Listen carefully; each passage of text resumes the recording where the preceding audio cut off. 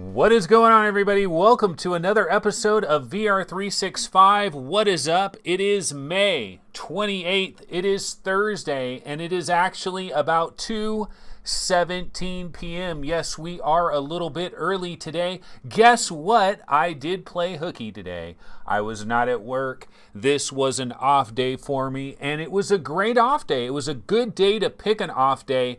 It actually had nothing to do with anything VR related. It was just a random day that I ended up being off work.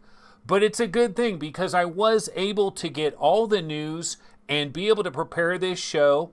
And then the other good thing is I'm able to do this show a little bit earlier. It is crazy hot in Sacramento, California. Let me tell you, I mean, we are talking ridiculous heat wave that we're in the middle of right now, but it's going to get a lot better in the next couple of days, so not that big of a deal. But yeah, it is this new era in VR gaming. We are now in summer weather territory, and it gets crazy hot. You got to have all the fans going. I actually have a fan right here that is blowing on me. I don't know if it's making noise on the mic, but we will figure that out a little bit later.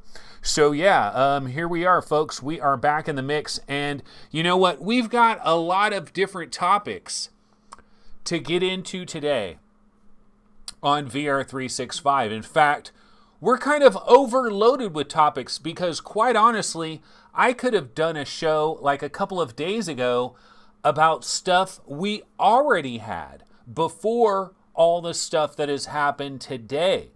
And now, obviously, we got a lot more information. Now, what is the biggest news of the day, ladies and gentlemen? Well, most people would say that the biggest news of the day is, of course, the Hewlett-Packard, the HP Reverb G2. It has been officially announced. We have the information, we have the details.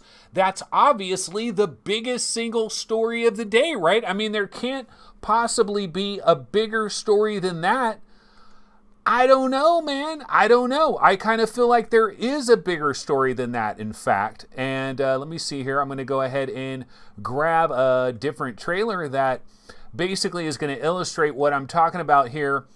And I want to talk about Windows mixed reality for a quick little minute here, because honestly, I think this is the bigger news of the day. There's big news with HP Reverb. It is an exciting headset. You might even want to order this headset. It might be the next daily driver for a lot of you guys.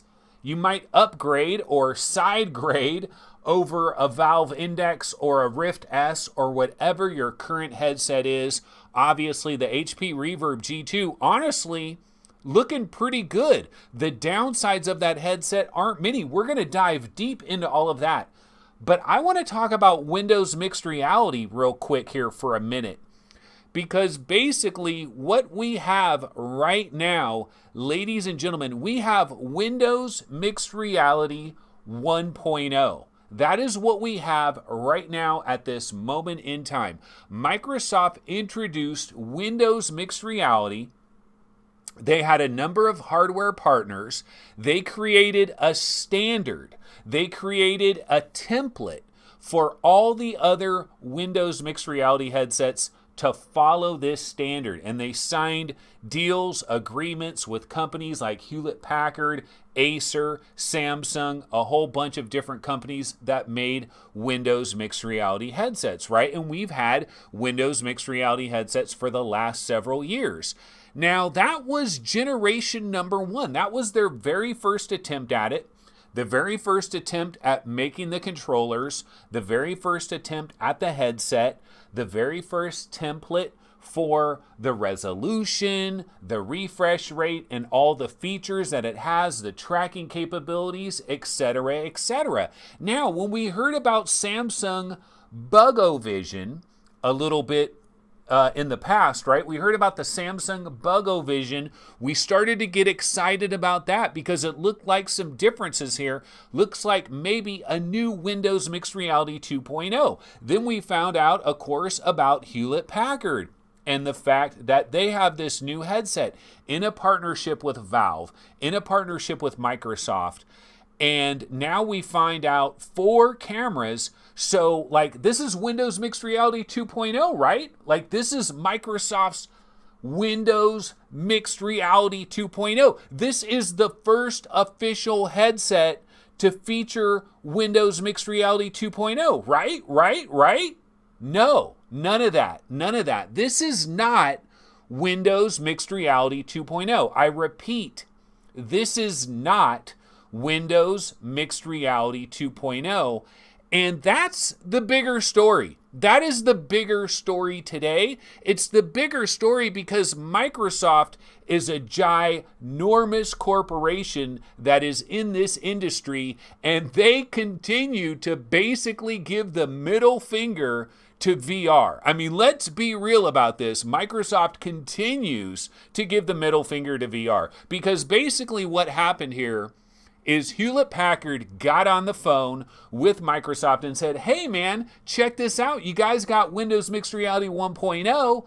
We want to do something a little bit beyond that. You know, we want to improve the controllers. We want to add some more cameras. What do you think, man? What do you think? And Microsoft's like, bro, go ahead, knock yourself out, man. Go ahead, add more cameras, redesign the controller if you want to. And when you're done with all of that, run it by us a little bit. Let's just, make sure it isn't breaking anything serious.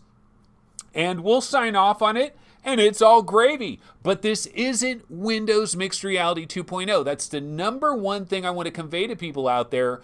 Don't get it twisted. This is not Windows Mixed Reality 2.0, because if it was, we would have actually gotten a full-on press conference from Microsoft, an actual unveiling from Microsoft. There'd be all different kinds of companies that would be signed aboard this train, and this would be the new template. This would be a new standard, and it would move on from there. Now, I'm not saying that what's going on here with the HP Reverb is Reverb G2 is complete and utter crap. I'm just saying this is not Windows Mixed Reality 2.0. Now, there are people in the VR gaming industry, for example, our very own Scuba Steve from VR Roundtable. When all this news was breaking, we, of course, were on the VR365 Discord, and everybody was talking back and forth as soon as all this information had been revealed. And some people, like Steve, for example, Steve doesn't believe there's going to be a Windows Mixed Reality 2.0. Steve believes that it's just kind of, no, there was Windows Mixed Reality 1.0, and then from this point on, it's like whatever you want to do, and Microsoft probably is never going to have an official Windows Mixed Reality 2.0. I disagree. I still believe that there will be a Windows Mixed Reality 2.0, but I believe part of this is the Xbox, the new Xbox that is coming out this year. Because what would happen if Microsoft unveiled Windows Mixed Reality 2.0 and made all these crazy announcements about it and had all these partners lined up and all these new headsets? What is the first thing that would be in the comments for every video about it? Oh, you're going to flip the switch, right, Microsoft? You're going to flip the switch. All these headsets are going to work with Xbox. No problemo, right? That's the first thing that would come out of everybody's mouth. And maybe Microsoft is like, you know what? In a launch year, we're launching a brand new Xbox. Do we even want to deal with that? We probably don't. So Windows Mixed Reality 2.0 delayed, ladies and gentlemen. However, we still got this major headset, and it is still incredible. And there is a lot of stuff going on. And so let's go ahead and check it all out. So yeah, what we did get introduced today, of course, is HP Reverb G2. And this, of course, is the brand new trailer. And you can see it's got the foam. It's got the foam from the Valve Index, and It's got the index audio solution. Incredible. A 6-meter cable. A 6-meter cable. That's actually very good news, folks. The 6-meter cable is not to be slept on. So yeah, we got this real quick little trailer from HPZ with a quick little trailer breaking it down. Not the snazziest trailer I've ever seen in my life, but you know, it gives you the details. And what I've done, folks, is I decided, well, I want to take a look at what are the best features of this new Reverb G2. What are the worst features? Where did it fall down? What is the good stuff? What's the bad stuff? Let's go ahead and get into it. We've got a breakdown. So do we start with the good? Do we start with the bad? Let's start with the good, because the bad is always fun to come later, right? Yeah, let's go ahead and start with the good. So here we are, Reverb G2, the good news. What is the good news, ladies and gentlemen? The good news is 2160 by 2160 resolution. Now, does this shock anyone? No, that is what the original Reverb had. However, it's good to know that this is kind of the best in class resolution for mass market consumer VR headsets. Excuse me. I know that there are other headsets out there that might have higher resolution, possibly better PPD, but when we're talking about mass market, you know, things that people can afford, this is best in class right now. We know that Qualcomm has talked about 2880 by 2880 VR headsets. In fact, I believe one of their prototypes for the XR2 5G platform, blah, blah, blah, blah, blah, is 2880 by 2880. So there was some thought, could we possibly go higher? But no, this is the right decision probably right now, especially considering our graphics cards. 2160 by 2160 resolution, you know, great. We're happy about that. That's what we expected, but it's good news. The Valve Index audio solution, this is huge, ladies and gentlemen. I mean, I've talked about it since the day I got my Valve Index. I've been continuously amazed at how good the audio solution is inside the Valve Index. It is damn good. Audio has been solved. As far as I'm concerned, audio has been solved. This is the template for everybody to use. What did I say way back when I first got my Valve Index? I said, I told this to like Nathan and Mike from Virtual Reality Oasis and basically anybody I could talk to. I said, hey man, if you guys are ever rubbing elbows with Oculus Elite or any kind of Elite from any company out there, tell them, steal this design. Take this design. Well, what's better than stealing the design? What's better than stealing it?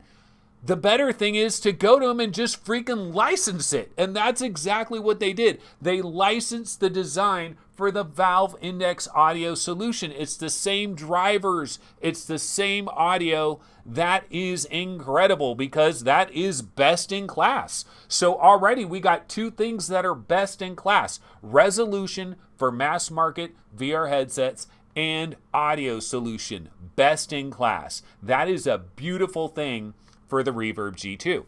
Okay, another really big one, and this is a big one for a lot of people, is legitimate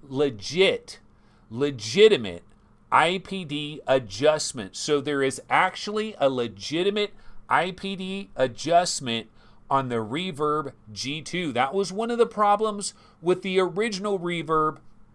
And it's one of the problems that we've had with a number of VR headsets out there. For example, the Rift S, for me, is no bueno. It's unusable. I can't use it. I have nothing against the Rift S. It's a great product at a great price. I would love to. Dude, I would love it if my IPD was 64.5. I would love it. Oh my God, there would be so many more products that would be within range of me. But my IPD is not. My IPD is 70 and almost 71, like 70, 71. It's on the extreme high side. I'm very similar to Palmer Luckey, got the Mark Cuban thing going on. it is not exactly what you would like if you're a VR nut job. Now, we do get a legit IPD adjustment. There is some concern here, though. We're talking about 60 to 68, but you take somebody like me at 70/71, I can put it at 68. Might not be absolutely perfect for me, but it's a hell of a lot better than being locked in at 64.5, which is what most of these headsets do. 63.5, 64.5, they lock it in, and that's the baseline. And so if you're off the scale in either direction, you are boned.com. So the good thing with this, I can run it all the way to 68. Not going to be totally ideal, but it's going to be better than it would have been otherwise. And so, like I was saying, the Rift S, no bueno for me. This one might be bueno, so that is good. Okay, number 4, improved controllers. This is major. Now, how much of an improvement are we talking about here? I mean, we're mostly talking like ergonomics, the feel of it and everything. A lot of people believe that these new controllers, that Hewlett-Packard basically looked at the Oculus Touch controller and tried to copy it to the best of their ability. I don't know. Based on what I've seen, they don't look that ergonomic. I've always said when it comes to the Oculus Touch, it just melts in your hand, man. It just conforms to your hand. It melts in your hand. You forget about it. The ergonomics were done right. I don't know that that's what we're looking at here with these controllers, but they do appear to be significantly improved over the first generation Windows mixed reality controllers. That is a good thing. Now, one of the surprising things that we have found out a little bit later today, courtesy of Road to VR, Ben Lang, we found out that this headset, the Reverb G2, might produce a new benchmark in the category of clarity. Clarity. Don't you guys remember clarity? That's the tagline for the Valve Index. The Valve Index, clarity is job one. I mean, that's the tagline, right? I mean, it's in all the commercials. Valve Index, clarity is job one. Belt for tough. Like, right? That should be the tagline. It's not. It's not the tagline, but it should have been. But maybe it shouldn't have been, because maybe the Reverb G2 is going to take over the title of clarity, the focus, the dialed in aspect of it. This could be huge, ladies and gentlemen, because the original Reverb had some issues. The original Reverb had some issues in a number of different categories. So this is major. This clarity improvement is huge. Okay, another big advancement here is the improved inside-out tracking. Now, of course, I started the show off by saying this isn't Windows Mixed Reality 2.0. So this isn't Microsoft's research. Like, this isn't Microsoft like working really hard with their engineers to try to come up with the best inside-out tracking ever. This is Windows Mixed Reality 1.0 tracking turbocharged with a couple extra cameras on the side and a few HP engineers working in the back room to try to make it a little bit more robust. But regardless, the tracking is going to have a wider range. It's going to work a little bit better. That's good news for everybody involved. So, I mean, you can't imagine that the tracking would get worse, so it's probably better. It's probably, covers a little bit more of the ranges of motion, so that's good. No problem there in terms of the improved inside-out tracking. Now, the next one, people might laugh at this, a 6-meter cord. It is best in class. This is best in class, ladies and gentlemen, the 6-meter cord. Because you know what? I believe it was the original Reverb. The original Reverb had like a 4.5 meter cord, or maybe it was like a 4-meter cord or some. It was shorter than normal. It was shorter than normal. It was fatter than normal. It was thicker than normal. It was heavy. Like, a lot of people that got the very first Reverb said, look, you're not going to be wanting to play like box VR with this thing. This thing is more for sitting in a chair. You got the high resolution and all that. Maybe you're using a steering wheel or you're using a HOTAS, that hot ass, that HOTAS. but maybe you're not using the busted Windows mixed reality controllers. That's kind of the idea of the original Reverb, right? But now we've got a 6-meter cord, and apparently it is not gigantic. It is not anaconda thick. It is a little bit thinner. It is a little bit more lightweight, and it doesn't have the problems that the original cord had. There were some problems with the original cord, so that's great news. Also, this last one, not to be underestimated. A lot of people will probably be like, oh, 2.98 inch panels. Who gives a rat's ass, right? No, this is actually very important. It's very important. Why? Because we know by the size of these panels, these are new.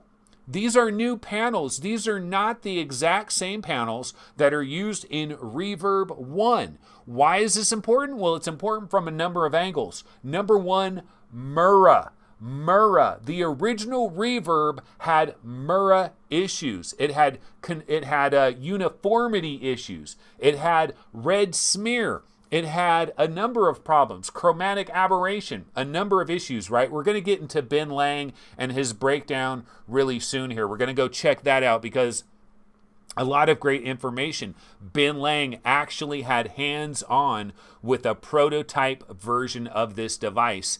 And so these, and the 2.98 inch panels, the other nice thing about it, folks, is the fact that one of the biggest negatives, I always talk about this, every time I talk about the Reverb, I always bring this up because it's always been one of my biggest worries with the HP Reverb, because different Reverb owners have mentioned that when you're inside the headset, that you actually see the edge of the screen and that it can be distracting and it can be annoying because it pulls you out of the experience. And I believe the previous screens, the size of it was like 2.43 inch or something like that. Pretty freaking small. So these ones are a little bit bigger, 2.98 inch. And so hopefully we will not be seeing the edges of the screen. Also, the IPD slider allows you to IPD, get the IPD adjusted as well. That can also help in not possibly seeing the edges of the screen. So these are all the good news. There's lots of good news. There's some great stuff going on here. We're excited about a lot of this stuff. I mean, all of that is wonderful, so and there's more good things as well. I don't have everything on here. I was able to fit like 8 of these things on here. Those were the ones that I put up there, but there's additional good news. So that's great. Now though, why don't we go to the negative side of the coin? Let's go to the negative side of the coin because it is not all sunshine and rainbows, folks. I really wish it was. But it is not all sunshine and rainbows. So let's go negativity.com. So here we are. Reverb G2, the bad news, ladies and gentlemen. There is no Valve Lighthouse compatibility. Oh man, this really hurts because a lot of us were like, holy shit, they're working with Valve, they're working with Microsoft. Dude, this is going to be a hybrid. It's going to be a Windows mixed reality Steam VR hybrid. Like we saw Steam VR logos and stuff. So we thought, oh, there's like embedded Steam VR trackers. We can't see them in the image. They're well hidden, but the Steam VR trackers are there. And so, dude, we're going to be able to order this a la carte. We've already, you've already got index controllers. So all you need is the headset. It's going to be tracked by your lighthouses. It's going to be perfect tracking. You're going to bypass the whole controller question altogether. Like that was going to be a really exciting thing to have this twin compatibility, both inside out capabilities and Valve Lighthouse compatibility. Now, of course, this was pure speculation. Nobody ever announced anything like that. It was all of us that our little minds started running wild. Well, we saw Steam VR logos. Like, what are we supposed to think? We saw Steam VR logos. We saw the Valve relationship. So we thought it was going to be a deeper relationship with possible Steam VR tracking. Didn't happen. Okay, that's probably the biggest downer.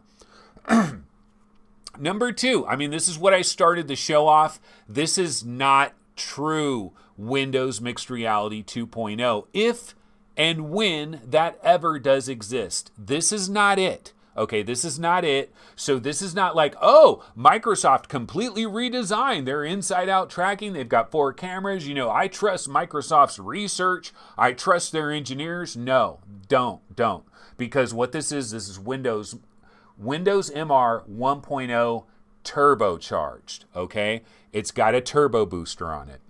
Okay, the field of view is probably similar to Rift. Yeah, so the last time the Reverb came out, the original Reverb, they advertised 114 degree FOV, and people in the know were like, what the F are you talking about? This is not 114 degrees. In fact, not only is it not 114 degrees, but I think there were a lot of people that openly wondered, is it actually got a smaller FOV than like the CV1 and the original HTC Vive? Like, is this even a little bit smaller than those?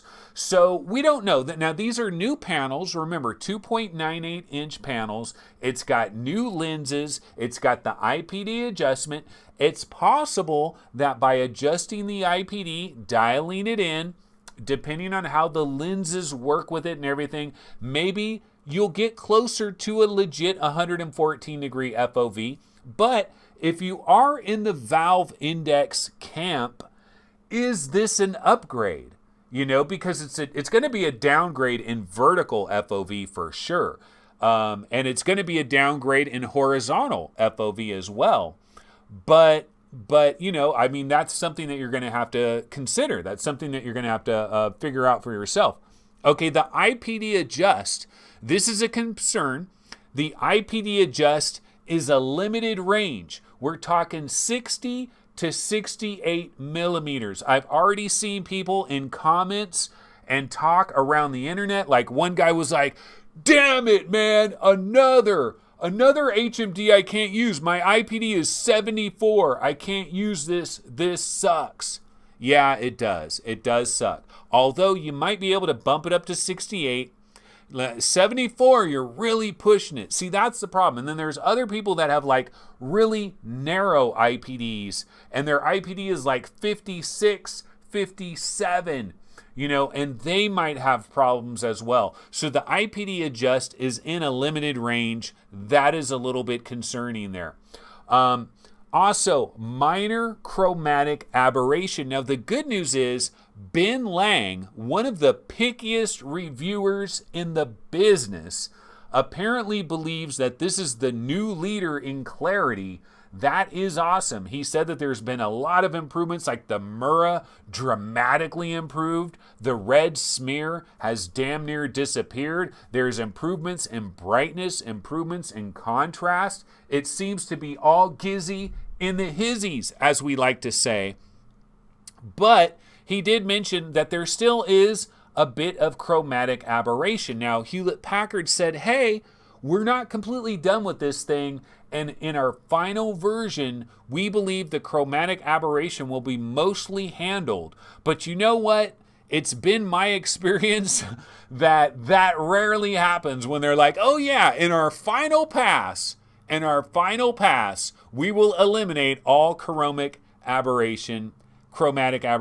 Don't know about that. I don't know about that. We'll believe it when we see it. We'll believe it when we know it to be absolutely certain.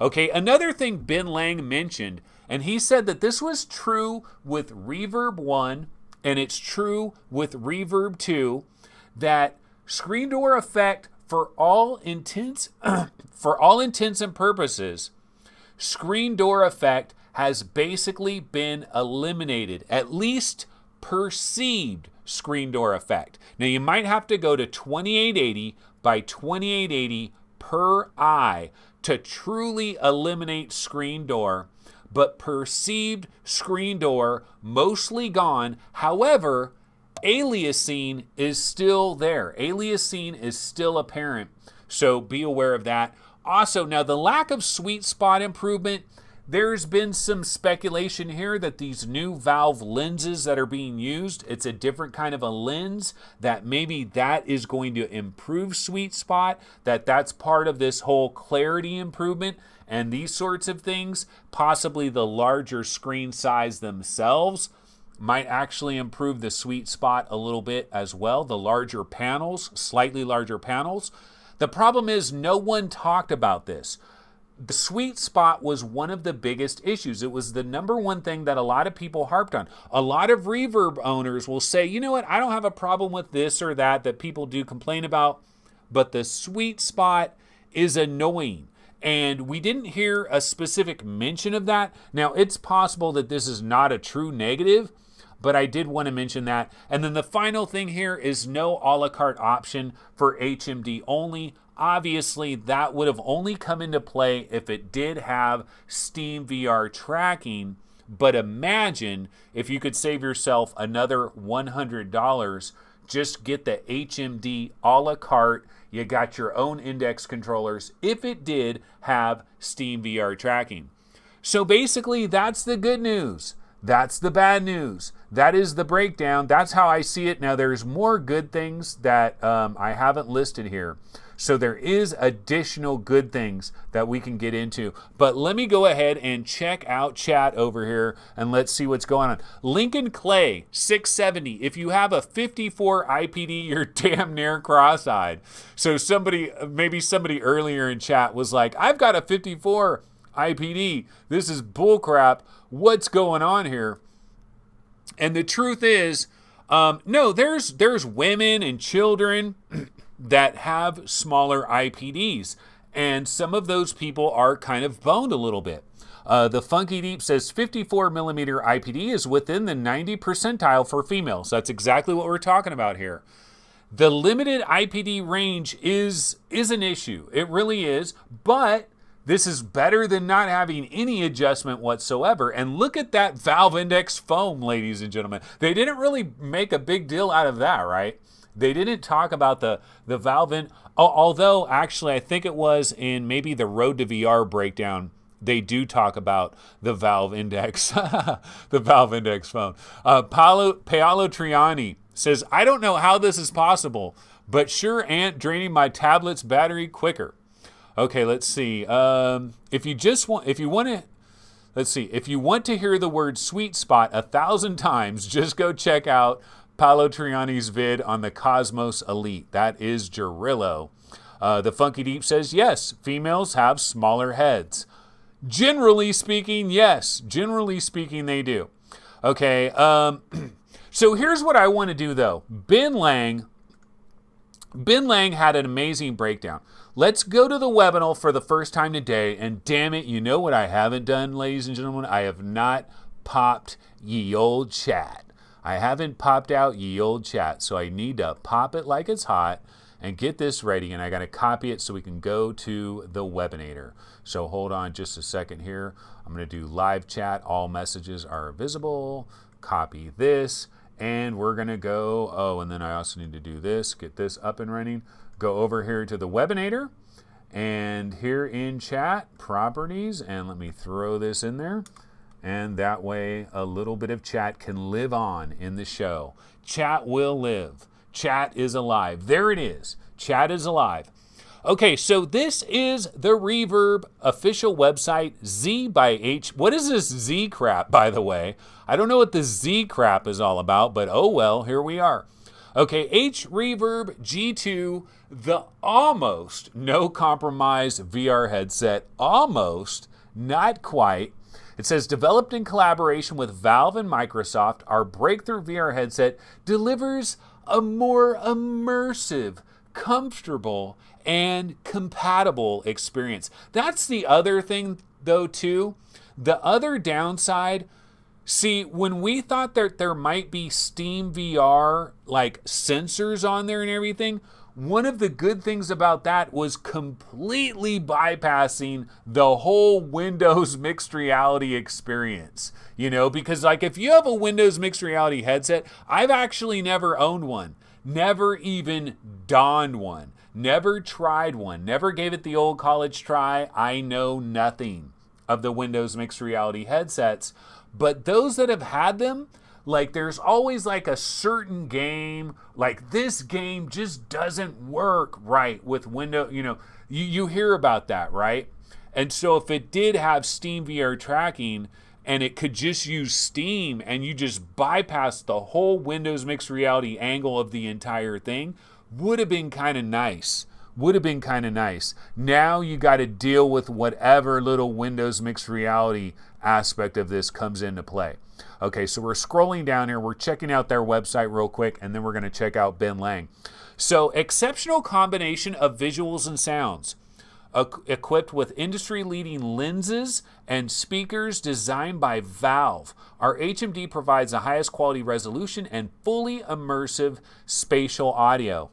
Well, I'll tell you this much, folks. The audio, no joke. I mean, that is a home run. Until somebody knocks this off the top of the pile, the Valve Index audio solution is the audio solution everybody should be using going forward. That includes like HoloLens, Magic Leap, Apple Glass. Yeah, right, Apple Glass. We didn't get into that last time, but I'm not believing the rumor, the made-up rumor. I've got sources about Apple Glass. Sure you do, but that's another story for another day. But yeah, the audio's incredible. We're talking about full RGB stripe at 9.3 million pixels. Get 2.5. Okay, Oculus fanboys, you want to get triggered? Oculus fanboys, are you prepared to be triggered? Here is your triggered scenario. At 9.3 million.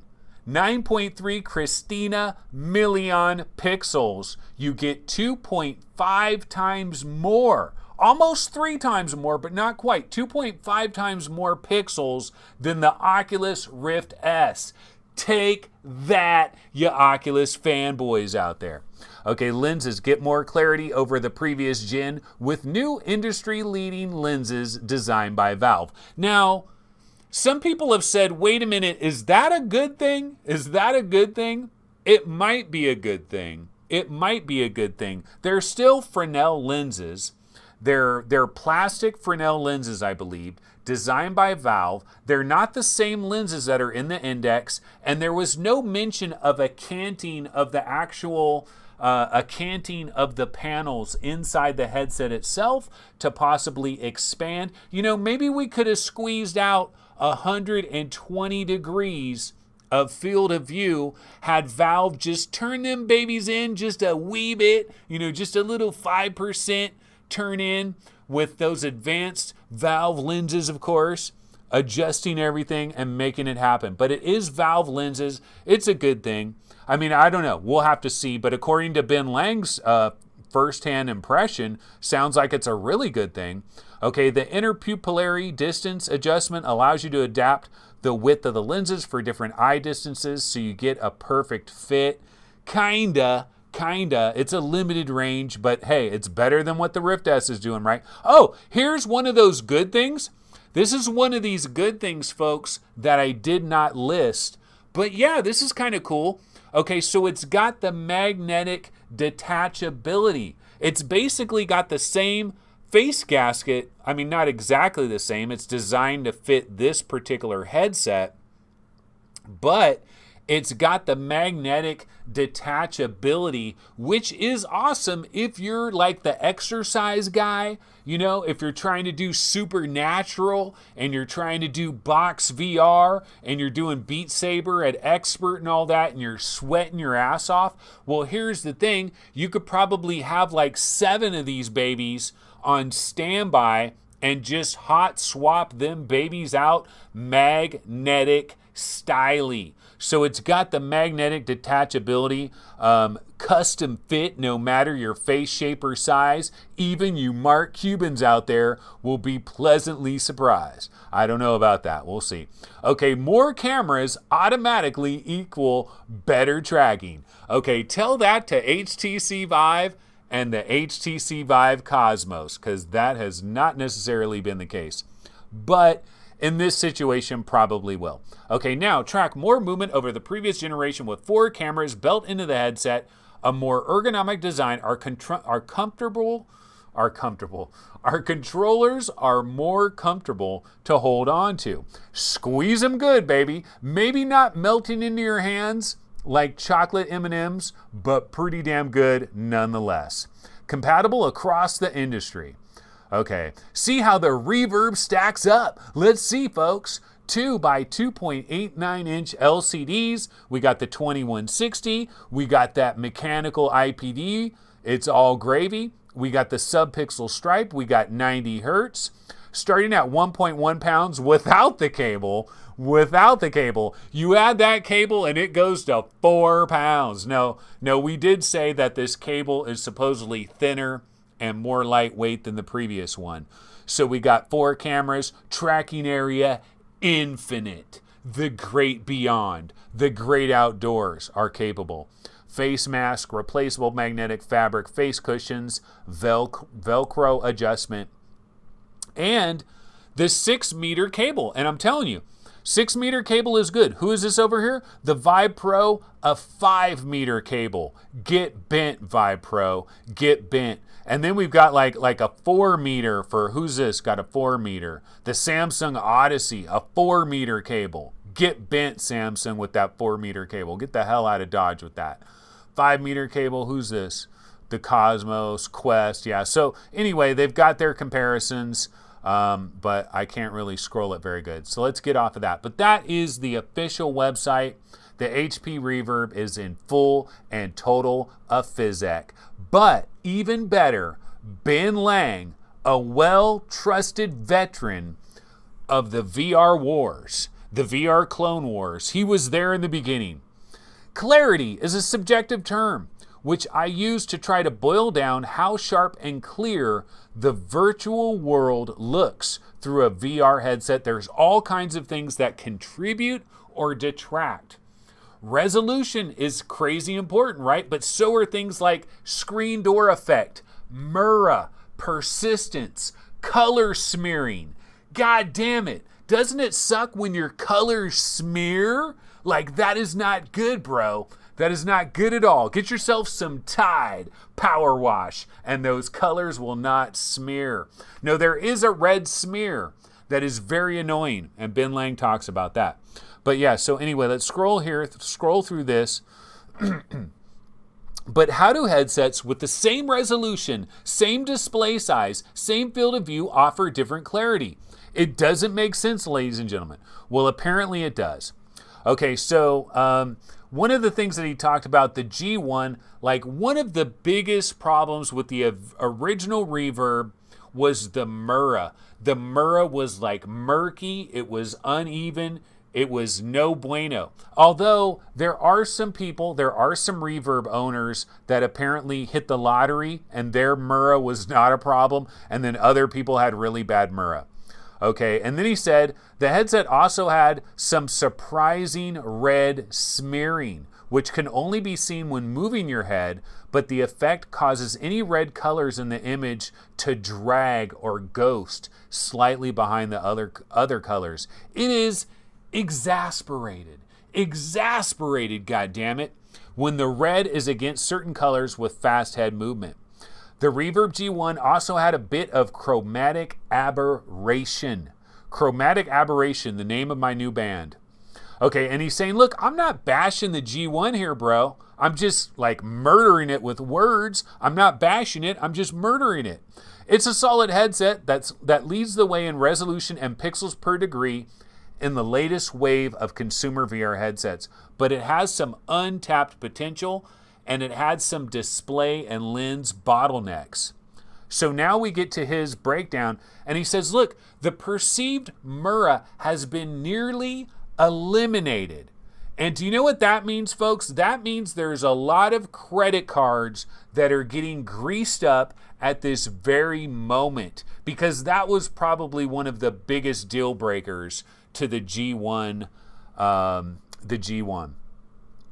So he also says that Screen door is effectively gone, but that's not to say that we're talking retina resolution here. I'm not even sure if like 2880 by 2880, which is in some of those advanced Qualcomm Quest killers that might be a little farther away than we ever imagined, that might not even be retina resolution. So yeah, not really retina resolution, but he says you'll still be able to see aliasing at this resolution.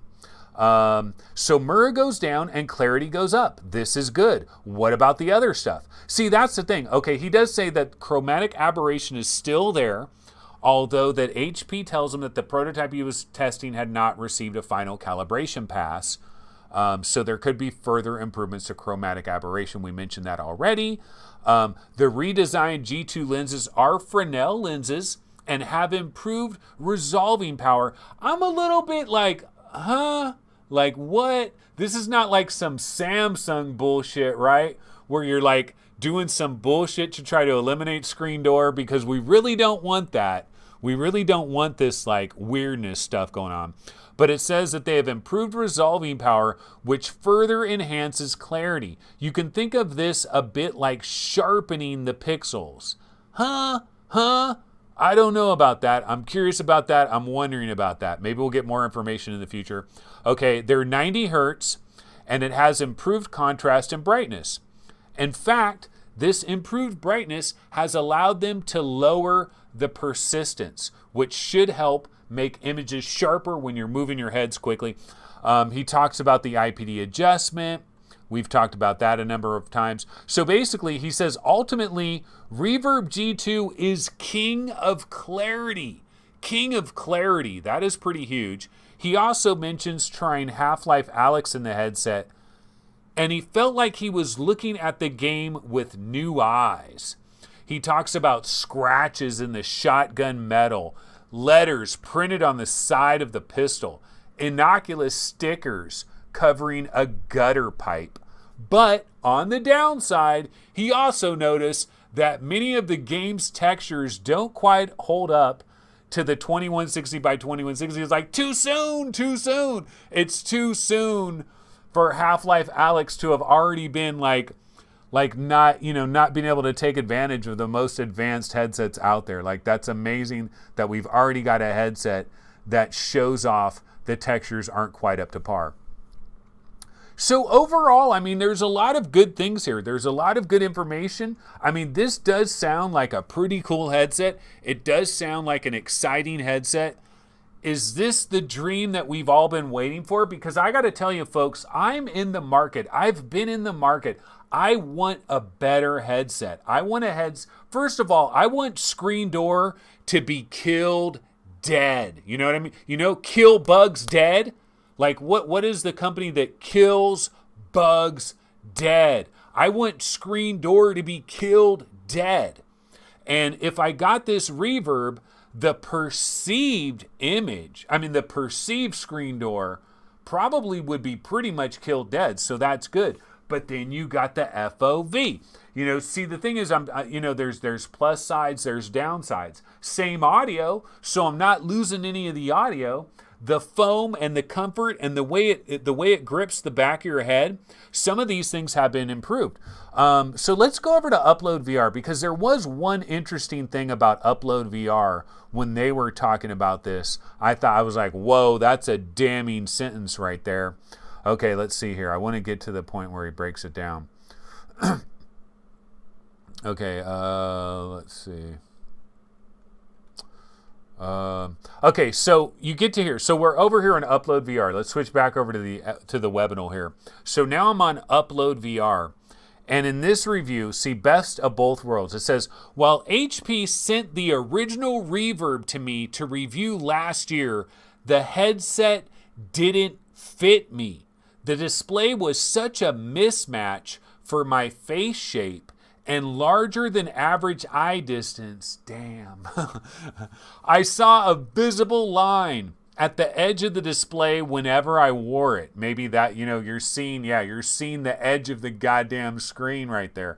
That I opted to send it back to HP without publishing a review. Dude, that is harsh. That is harsh. Murdered by words. murdered by words. So, I mean, so the question you get to is like, well, did they change the ergonomics that much? Where, like, who is this? Is this David Jagana?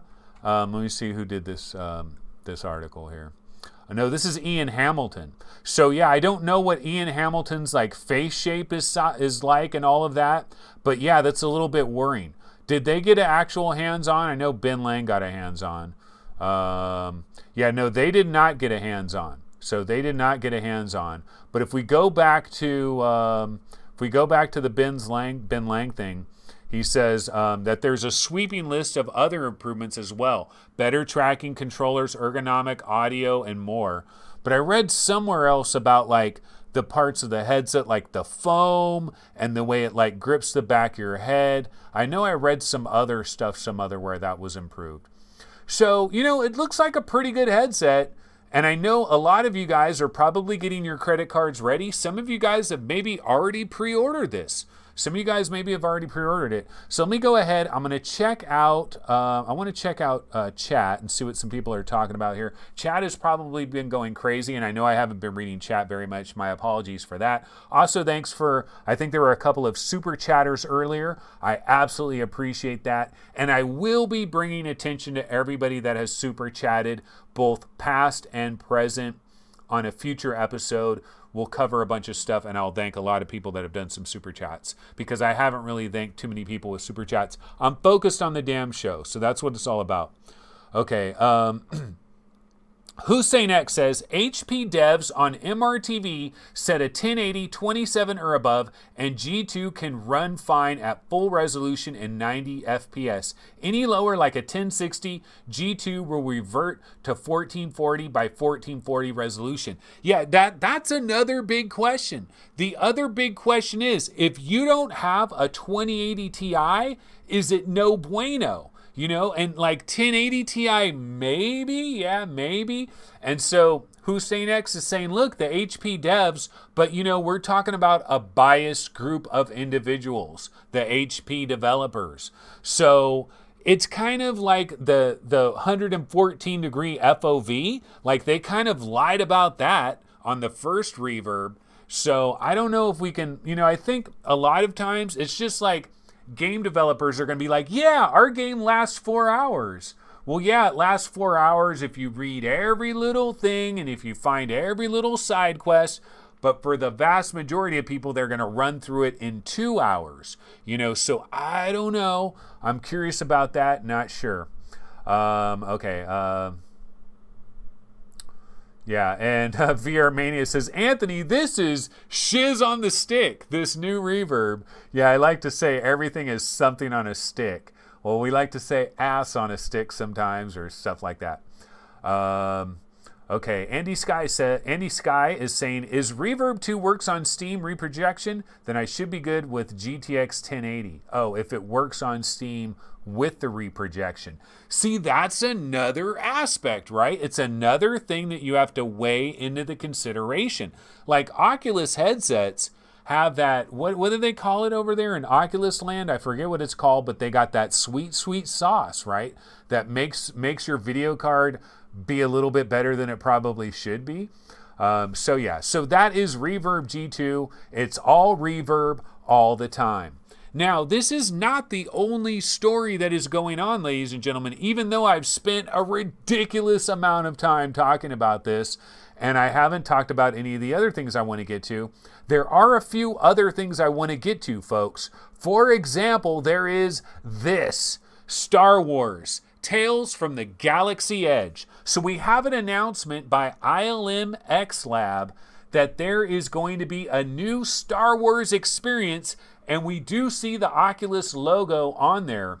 So it looks like partially funded by Oculus, Star Wars Tales from the Galaxy's Edge, a new action-adventure VR experience. Excuse me. There is not a trailer for this. There is not a trailer. This is some look at some concept art of the Batuu landscape. I don't know how to, dude, I don't know any of this Star Wars crap. Like, I'm not this Star Wars guy. I was there in 77 though, brah. I was in line at the original Star Wars. I saw Star Wars like in the first 2 days it was available. Same thing with Empire Strikes Back. Same thing with Revenge of the Jedi. So I've been there, I've done that. But like all this new Star Wars crap, not really down with it, brah. So I don't know how to say the Batuu landscape. I'm going to say Batuu like that. Don't know actually how it works here.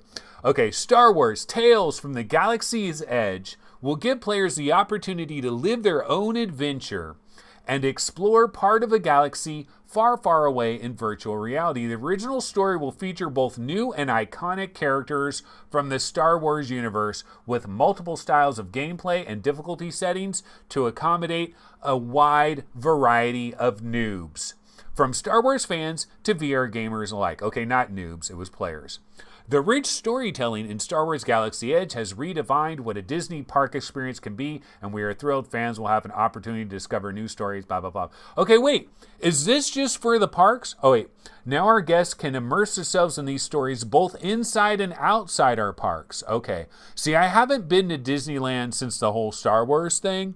And I know that like Star Wars Galaxy Edge, like that's the name of the whole Disneyland thing, right? I haven't been there. I haven't done that. So I don't know about the Batuu, Planet Batuu. I don't know about it. But see, this is sponsored by Oculus. I mean, partly funded by Oculus. Their logo is on the screen there. So I do believe that this is going to be coming to Oculus headsets at some point in the future. And maybe eventually, it could be like a timed exclusivity sort of thing, because of course we know that the Vader Immortal series is coming to PlayStation VR this summer. Okay, but that is exciting. We do have a new Star Wars thing to think about. And you know what I want in Star Wars? And somebody, I don't know if it was in the comments, it was one of the places that was talking about this. They had comments about it. And somebody was like, I just want to relive Star Wars. And that's what I want to do. Just give me, I want to be on Tatooine. I want to go into the freaking cantina, Mos Eisley. I want to battle Tauntauns and shit. I want to do the whole thing, man. I want to be in the land speeder. And then I want to be in the Death Star, and I want to be Obi-Wan sneaking across that, that's the icon, you're walking across this, and you're looking down, you're like, oh my God, if something fell down there, if my lighter fell down there, I'm never getting that shit back. My mobile phone falls down there, it's over, I'm not getting it back, right? And then you go,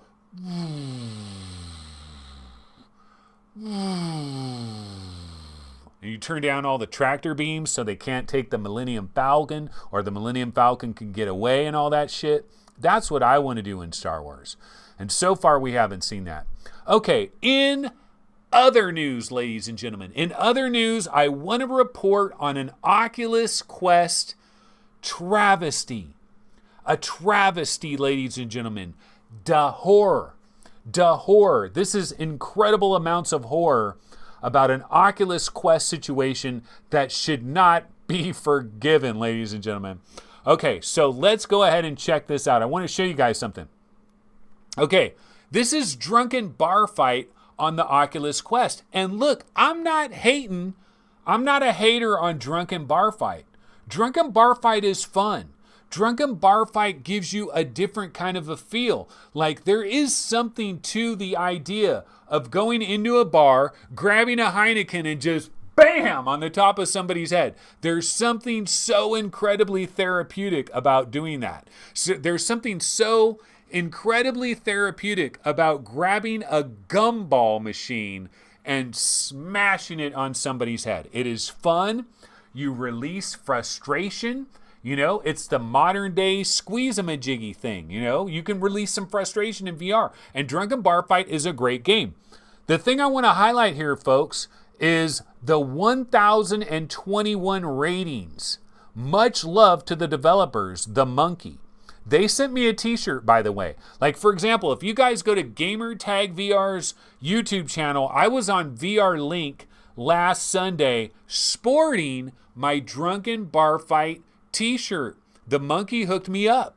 The freaking monkey, man, he hooked me up. And I'm not saying Drunken Bar Fight is a bad game. It's a solid, it's a fun game. It's an experience, right? But riddle me this, ladies and gentlemen. Riddle me this. How in God's green earth does Drunken Bar Fight have over 1,000 reviews and Ghost Giant has 319 reviews? How is this humanly possible, ladies and gentlemen? So why am I talking about all this? How did I find out about this? Why am I focusing in on this? Okay, the thing is, I've been working on Oculus Quest rankings. The Oculus Quest Power Rankings. The top 100 best Oculus Quest games. 100. Yeah, we had a top 80. Now it is 100. And I was working on it, and I was using a lot of information all around the web to try to come up with the best possible ranking I could. And one of the things I took into consideration was the actual ratings on the Oculus, on this Oculus store, basically, right? So we would come up with an actual numerical breakdown for this. This would be probably like a 4.48 rating, a little bit less than 4.5, and then 319 reviews. And so we would look at games like, how many reviews did it have? How many stars did it get? And there's kind of an evaluation that could be made there. For example, you want to look at a game that has a ridiculous number of reviews. Look at Beat Saber. This is incredible, folks. Look at this. 21,000 reviews. 21,000 reviews. It is so far ahead of all the others, it is not even close. The game that is in second is Vader Immortal Episode 1, is the second closest in total number of reviews. It's got like 8,000 and something reviews. Okay, and then you have like Super Hot. Super Hot has like 4,000 and something, or maybe 7,000. So 7,000 and something for Super Hot. These are the elites. These are the true elites. So I would look and see how many ratings this something has, how long has it been available, what are the ratings per day of availability, what is the overall star breakdown. I looked at a lot of different information to try to come up with our brand new top 100. And here it is. We have a brand new top 100 over here at vrgamerankings.com. I also posted this in the Oculus Quest subreddit. I cannot ask you to upvote that. So don't ask me. Dude, what did I say? Don't ask me to ask you to upvote it. Hell no. I'm never going to do that. That would be freaking asinine. I'm never going to do that. But these are the top 100 Oculus Quest games currently available, and Pistol Whip has jumped into the number 2. Dude, Beat Saber got number 1 with a death grip. Ain't nothing touching Beat Saber for quite some time. I Expect You to Die has a lot of hype. These are the bangers. And you can see, what's new? Tetris Effect is in the top 20. Ghost Giant. So Ghost Giant, there were a lot of things that did not qualify Ghost Giant to be ranked 13, but I have the executive privilege to say, F you, Ghost Giant is ranked 13th. I don't give a damn that it only has 312 reviews, which is a crime against humanity. It is a crime against humanity. Pixel Rip 1995, you can see it debuted at 23 overall. 11 Table Tennis coming in at 28, ahead of Arizona Sunshine. But, breakdown, I'm telling you, we got deep on this. We worked hard on this. We looked at a lot of factors. It took a lot of time. This was not created overnight. Rome was not built in a day. We had to research this in a major effing way. Star Trek Bridge Crew tumbled way the hell down to 46. It was ranked way higher before. Iron Lights, you can see it checking in there at number 54. But it goes deep, dude. It goes deep. This is the incredible thing about the Oculus Quest. There's like 111 or 113 or something overall VR games, stuff that we would qualify as a game. Some of them are a little bit borderline, like King Spray Graffiti might be a little bit borderline. But there's like 113 of these things. We ranked 100 of them, and tell me what's ass. Like, you tell me which one of these games is straight up ass. Because I don't think any of these are ass. I don't think PokerStars VR is ass. 2MD VR Football is an ass. Ninja Legends is an ass. Angry Birds VR is an ass. Bait, Wizards, Elvin, Freediver, Pinball FX, O-Shape, Thumper, Deathlap, Fuji, Last Labyrinth, Audio Trip. Dude, this is going from the 60s to 80, and these aren't ass. And yet they're way down here. Keep scrolling down. Swords of Gargantua, Affected, Skyworld Kingdom, Wands, BOGO, In Space, Knockout League, Doctor Who, Elixir, yeah, we ranked Elixir. It's at 93. And it's very short. It's very short. Audio Shield barely made it at 100. And there's some games, ladies and gentlemen, didn't make the top 100. Fruit Ninja did not make our top 100. Space Team at 98. Some people might be like, oh my God, you ranked Space Team 98? What a diss. Well, what I've learned is the port of Space Team Oculus Quest might not be the Port of the Year award, folks. It might not be the Port of the Year award. But anyway, I just happened to notice the Ghost Giant thing, and I was like, this is a travesty against humanity. I got to speak out on this. I got to talk about this. Okay. And Gaming Science Teacher says, please tell me that B Team is not on here. No, they aren't. No, B Team is not on here. B Team did not make the cut. Got to tell you, B Team did not make the top 100. Apologies to Twisted Pixel. Okay, now there's other news in the world today. For example, did you guys know that this game, Drop-In VR, is available right now? This is in early access. It is out of early access. The reviews are positive. Wild Ox Studios is a developer. I've had like a review key or like a preview key or like some kind of sample build or something of this game for a long time, and I just haven't had an opportunity to get into this game. I want to check it out. Like, it looks cool. It kind of looks like that Elysium VR thing that probably is canceled and is never ever coming out.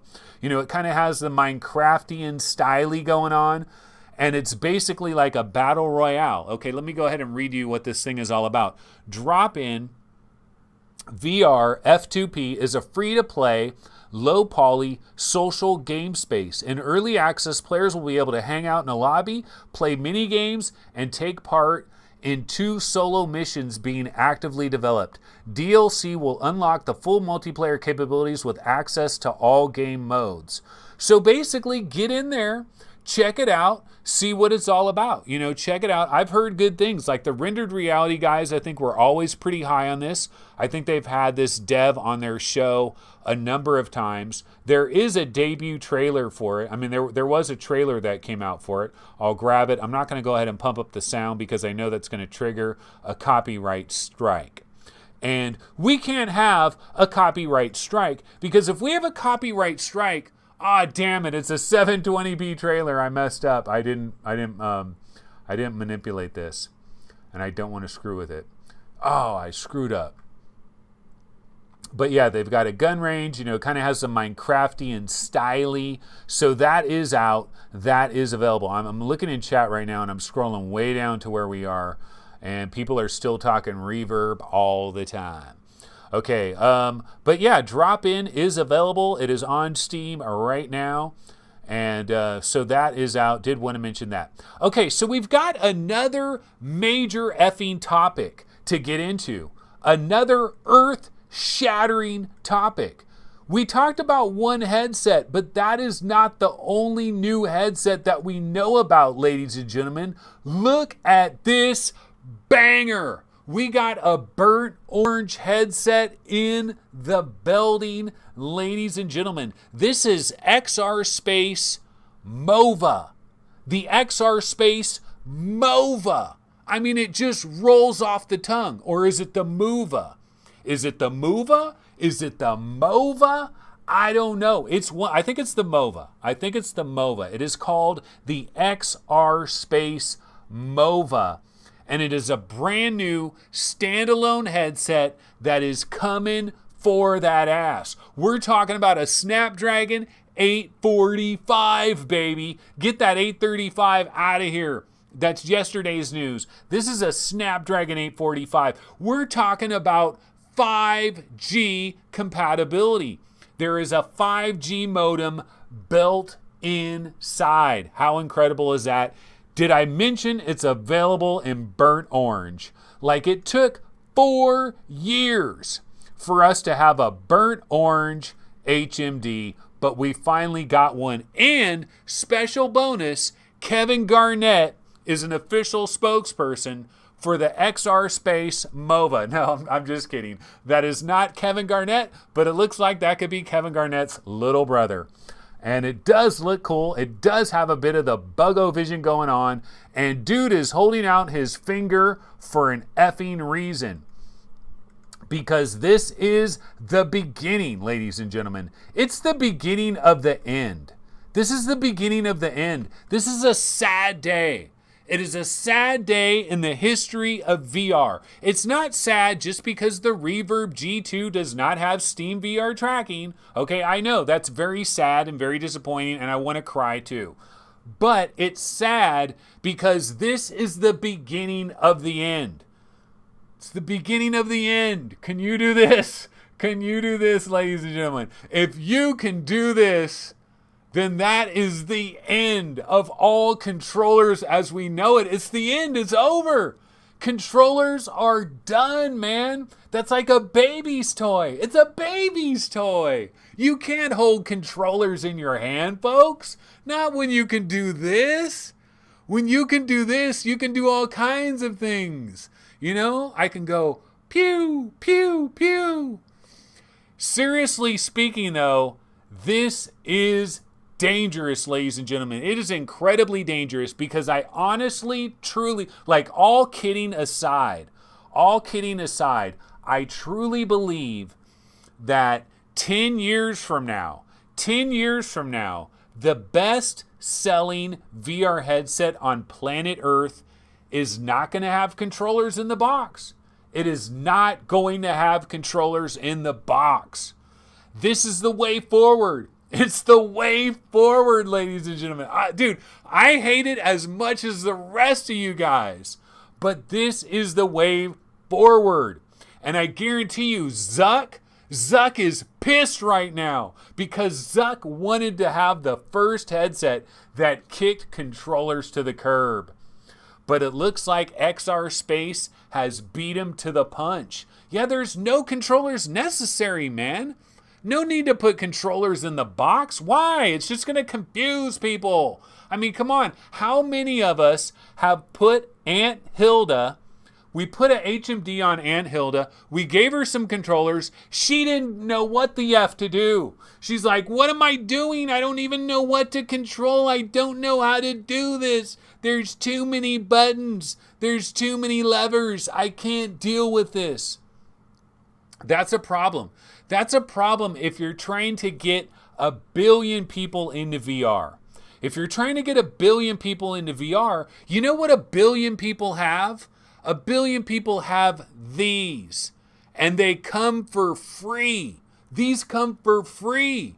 They don't weigh anything. You don't have to put them in the box. Everybody comes with a standard pair. Not everybody. Some people get boned like a mofo. So let's be thankful that you've got 2 of these and you've got 10 of these things. Be hella thankful if you have both of these.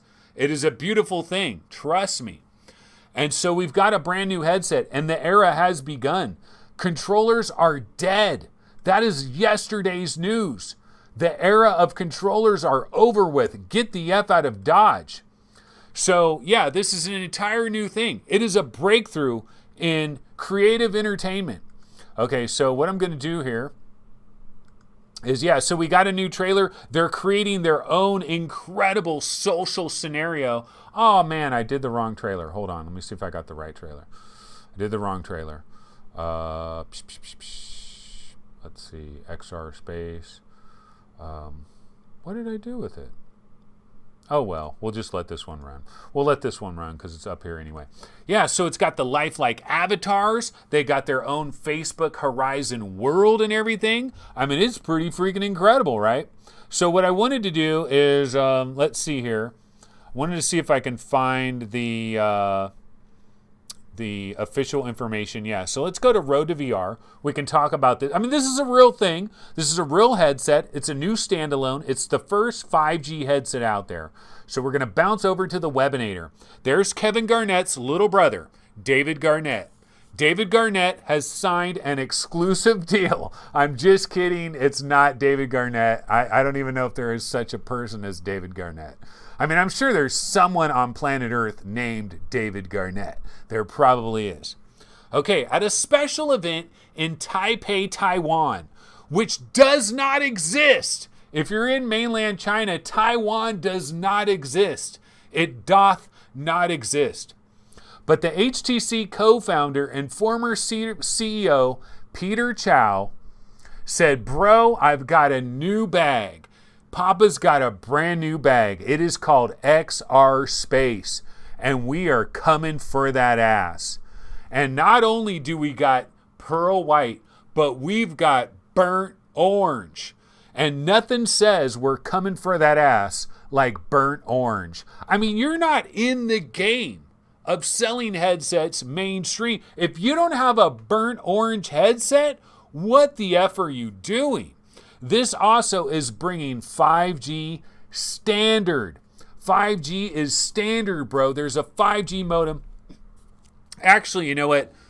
Hardware specs are not entirely clear. However, Mova has said to offer 5G, LTE, and Wi-Fi connectivity built on the back of a Qualcomm Snapdragon 845 chipset. Huh? Okay, I'm curious about this. I am curious. I want to see the freaking 5G modem. I really do. I want to iFixit teardown of this thing. I want to see the actual 5G modem, because a legit 5G modem in a headset jacks that price up considerably. And I want to see that modem in there. You know, I don't know that I exactly believe that. Okay, so then they got this social avatar thing, you know, and they got their avatars and all of that. But really, the number one takeaway with this whole thing, and this is the game changer, folks. The number one takeaway is this. That's the number one takeaway, because it's the future, man. This is the future of VR. I hate to tell you this, man. This is the future of VR. Like, you're literally looking at the future of VR right here. In this little clip, you can see the future of VR. Okay, wait for it, wait for it, wait for it. The future of VR. Not yet. That was a tease. That was a hell of a tease. We've got to be patient. We've got to wait for it. There it is. That's the future of VR. This is the future of VR. Actually, it really is. I'm not even bullshitting. It seems like I'm bullshitting. It seems like I'm being facetious. It seems like, you know, I'm being sarcastic. It really does. But I tell you what, this is the future of the funk. The future of the funk is wireless. The future of the funk is controllerless. It's wireless and controllerless. You're going to you're going to go get one of those boxes, and there ain't going to be no controllers in it, because you don't need no controllers. Because guess what? You are the controller. You, man. You're the where did we hear that before? Was that Connect? Connect is like, you're the controller, man. You're the controller, right? Well, you really are the controller. That is the future. No, I seriously believe that this is the way it's going to go, because it's like, you're going to have a VR headset, you're going to put it on, and then you'll be like, oh my God, my hands are in the world. It's incredible, man. And all of us that have been playing Elixir, you've been playing Waltz of the Wizard, you know what I'm talking about, man. It's a game changer. The hands are here, ladies and gentlemen. Oh, you're a real VR gamer? You want to play a real VR game? Get the hell out of here. We don't need you. We want the wide blue ocean. We want 1 billion people in VR. And 1 billion people, this is how you do it. You do it with the hands. You do it with burnt orange. You do it with pearl white. This is XR Space. It is coming to a theater near you. Now, to be serious, to be totally serious, I do not believe that this is going to be a viable headset here in North America. I do not believe that this will be viable. I don't see this as a contender. I don't see this as a Quest killer. It might be the first headset that is 5G. I think it's probably 3 years too early. I don't think we're really going to need a headset to have a 5G modem for a couple of years. So I think it's a little bit early, but you got to do what you got to do, you know? So, I mean, these guys aren't a serious factor, but here's what Chow has to say about it, okay? What's his name again? Peter Chow. Peter Chow, he was an HTC co-founder and former CEO. Dude does not play around. Here's what he had to say about the fact that this does not include a controller. He says, we want people just to use their hands for main navigation. We think everybody knows how to use their hands. There's no learning barrier. Your hands are always with you. They're always with you. And for you, and with you, and with you. You don't have to carry them. And hands are free, baby. They're free. Hands are free. So yeah, I really do think that the days of controllers are numbered. Now, there will always be controllers, and there will always be hardcore VR gamers, but we're going to be a niche of a niche, homie. We're going to be a niche of a niche. It's going to be a lot of soccer moms, a lot of Hildas, a lot of Gertrudes. They're going to be in VR, man, and they're going to be in these social spaces. See, that's the other thing that they're gambling on. The other thing that they're gambling on is there's a great comment in here. Let me see if I can find the comment. I hope it was on this one because somebody had a really good comment. Rudel Zavedno, by the way, our very own VR365 community's very own Rudel freaking Zavedno was in the building. Rudel, are you in chat? Because Rudel, you are goddamn famous. You were here. You were in the building. Okay, so they didn't give you the actual specs, right? They didn't give you the actual resolution, but Rudel Zavedno is here to save the day. Rudel Zavedno says the screen resolution of the Mova is 1440 by 1440 at 90 hertz.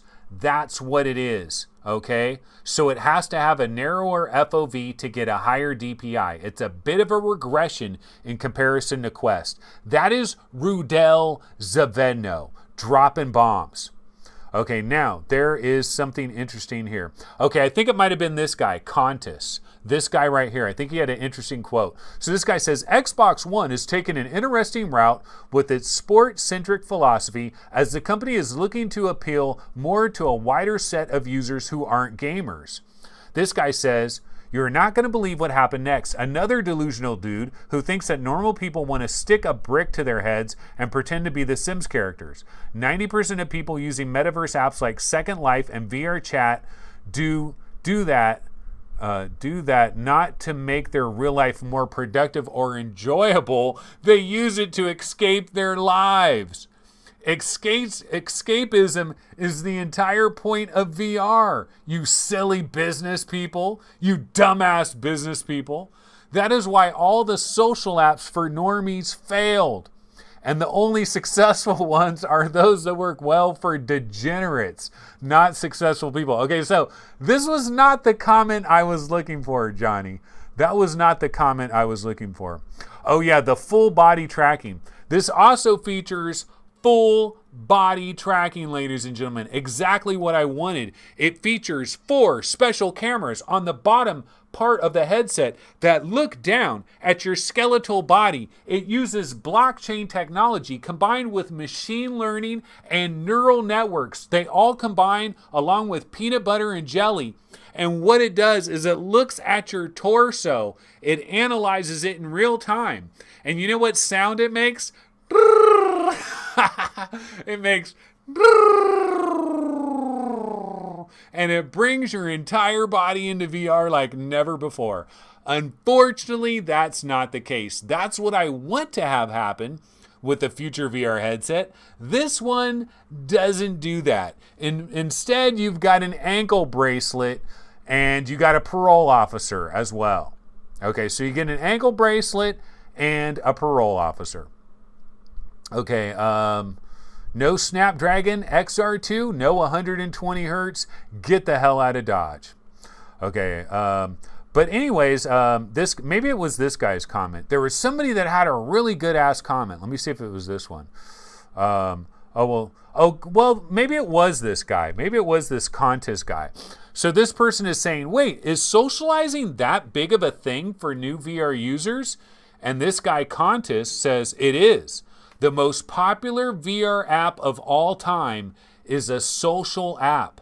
Some never gamers literally invest thousands of dollars to socialize in VR. Some never gamers. I like that.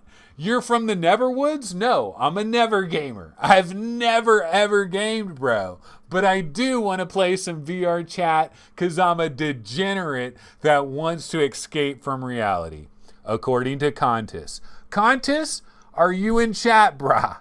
Are you in chat? Let's talk to you live. Okay, the problem is, he says, the most popular VR app of all time is a social app. Some never gamers literally invest thousands of dollars to socialize in VR. The problem is those are completely different people doing it for completely different reasons than what those silly investors think. He likes to use the word silly. But yeah, that's what this guy's doing. Peter Chow understands what you're talking about, brah. Dude, he's going all about this social space.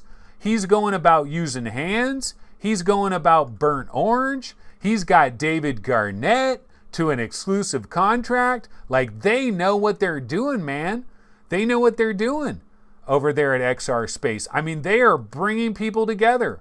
They're bringing people together like none other. I mean, look at this advertisement. I mean, that could be like, this could be a Verizon ad. Like, I'm watching this dude, it's got a girl, she's smiling. It's got a dude with some feet near the ocean. You know, you got some freaking emojis floating above a phone. You know, you got some millennials in a shared workspace. In a shared workspace, you got the popcorn.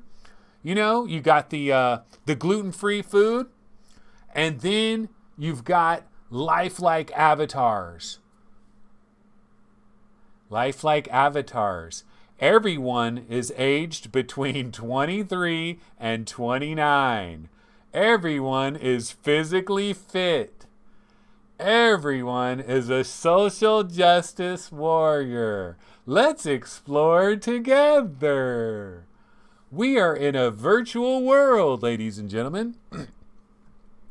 But that's what he's going for here. The first metaverse. It is going to change the game. It's funny, though. Somebody actually interviewed this guy and was like, dude, there's other things like this. And he's like, yeah, but we made it from the ground up, man. We did a different kind of a thing here. Let me see if I can get his contacts. Let me see if I can get where they asked him that. It was pretty funny. I thought it was cool. Oh, man. I don't think it's in this article. But he's like, yeah, there's other people who have done it, but we've built this from the ground up. It was some kind of breakdown like that. But yeah, so we do have the Mova. The Mova is real. And Manova. Manova. What a great name for your Facebook Horizon killer. Manova. Manova Rova. So this will probably be really big in Asian territories. It's probably going to be very popular in Asian territories. I'm still excited about this for the era of controllerless VR, which is a necessary step. It's a necessary step, man. It's the only way. It's the only way you're going to get a girl that cute on a bus to give a rat's ass about a VR headset. It's the only way. Dude, she likes Hello Kitty. She's not putting on a VR headset unless it's burnt orange. And if it's got controllers, double no. Double no. Okay, so anyway, guys, that pretty much wraps it up for this crazy ass show.